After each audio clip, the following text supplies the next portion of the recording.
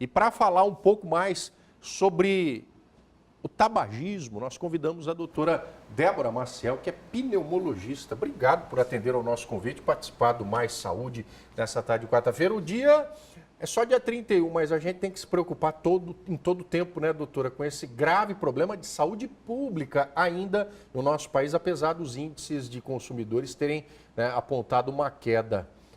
Não dá para cessar, tem que tentar todo dia parar mesmo. Exatamente. Primeiro, Agradeço a oportunidade de estar aqui, a gente falar um pouquinho, realmente é um problema sério de saúde pública.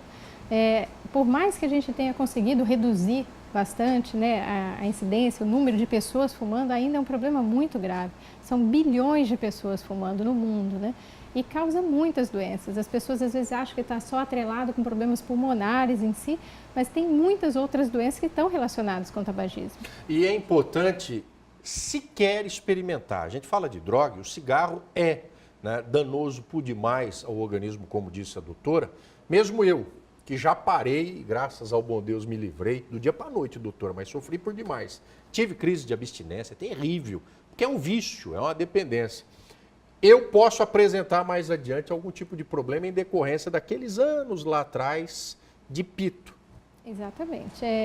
Tudo depende da quantidade que você fumou também.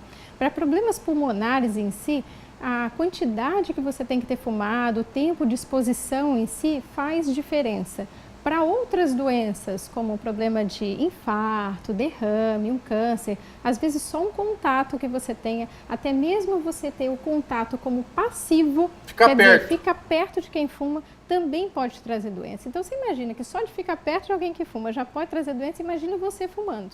E realmente algumas pessoas que fumaram numa época e pararam, só vão ter sintomas do problema que o cigarro causou, vamos dizer, no pulmão, anos depois. Mas já parei de fumar, não fumo mais, mesmo assim pode enfrentar um enfisema ou uma outra, né, moléstia grave de Sim, pulmão. porque à medida que a gente vai envelhecendo, a gente vai perdendo a função do pulmão. Ela vai diminuindo, isso é o habitual do envelhecimento, não só do pulmão, mas todos os nossos órgãos. Se já é um pulmão judiado. Exatamente, à medida que você vai fumando, você vai prejudicando o seu pulmão.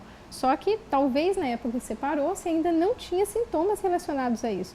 Mas à medida que você vai perdendo a função do pulmão com o envelhecimento, você pode começar a apresentar os sintomas. E daí sim você ser diagnosticado com a doença, com o enfisema, que todo mundo chama, ou o nome que a gente chama, que é DPOC, doença pulmonar obstrutiva crônica. Empedra o pulmão, né? Ele causa como se fossem bolhas lá dentro do pulmão que te impede primeiro do ar sair do pulmão. Por isso que o outro não consegue ser renovado, não consegue entrar. O pulmão fica daquele jeito que a gente costuma ver nas embalagens, né? E o Brasil é um dos países pioneiros nessa medida de adotar a contundência. Você quer fumar, olha como é que fica você por dentro, né?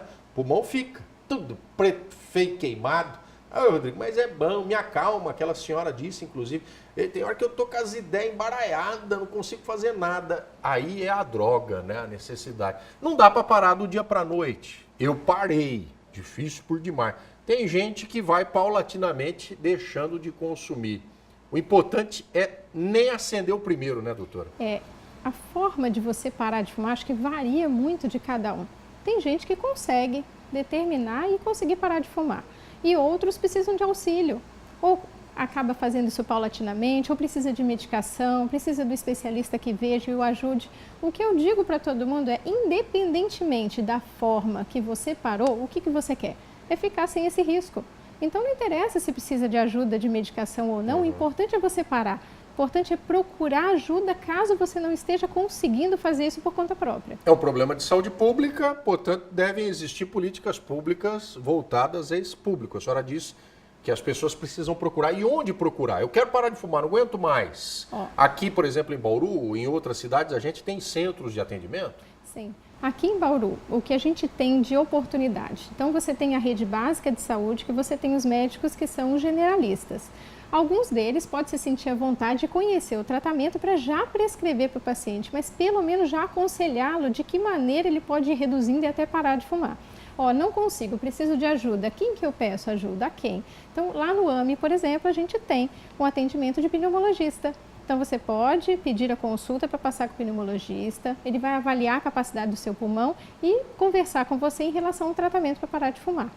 E ainda tem o serviço de SOPC aqui, que é o Serviço de Orientação e Prevenção do Câncer, que também faz um trabalho que eu conheço, que a doutora Sandra faz lá, um trabalho de parar de fumar com um grupo de tabagismo. Né? Então a gente tem algumas possibilidades. Lá no Hospital Estadual também temos os pneumologistas que fazem esse papel, mas a porta, vamos dizer, de entrada que a gente direciona seria no AME, no especialista, no pneumologista. É um assunto bastante controverso porque é uma indústria poderosa, a do tabaco, das doenças provocadas pelo consumo de cigarros, charutos, paeirinho, que seja. Mas dá para a senhora discorrer das piores de todas, da gangrena, dá um monte de problema, né, doutora? Sim, são várias realmente, mas eu digo assim, se você precisa convencer alguém para parar de fumar realmente... Mostra uma perna escalavrada, Deus o livre guarde. Às vezes nem todos se assustam com as imagens, mas vamos pensar em dados científicos, né?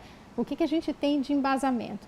As piores doenças em si, que são as mais prevalentes, são as doenças cardiovasculares e cerebrovasculares. Daí entra as principais, infarto e derrame.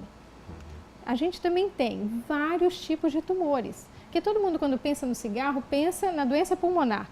Pensa só no enfisema pulmonar. Fumaça vai para a pleura. Só que assim, se a gente considerar todas as doenças relacionadas ao cigarro, não é a mais prevalente a doença no pulmão. Então, eu, sinceramente, para convencer alguém de parar de fumar, o que eu penso é infarto e derrame. E até o derrame, eu acho assim, é uma doença muito difícil, né? Que você tem consequências muito graves e você fica com sequelas. Na maioria das vezes você acaba ficando com sequelas que muitas vezes você perde a sua liberdade. Você não consegue nem falar mais o que está sentindo. Né? Você fica dependente de outras pessoas para cuidarem de você. Então, eu acho que para nós, que a gente preza tanto a nossa liberdade, o nosso livre-arbítrio, a gente tem que pensar no que pode te tirar isso um dia. Por dentro, tudo isso que a doutora está falando que pode acontecer, mas quem fuma fica feio, fica com o nariz batatudo também, né, doutora? Isso. Doutora Débora Maciel, agradabilíssima a presença dela conosco nessa tarde para falarmos sobre o Dia Mundial Sem Tabaco, dia 31, né, contra o tabagismo, né, mas todo dia, né, só depois de amanhã. Eu vou continuar fumando hoje, vocês falaram que é dia 31, eu tento lá no finzinho de maio. Para hoje, porque isso aí tá a fim de botar fim na tua vida.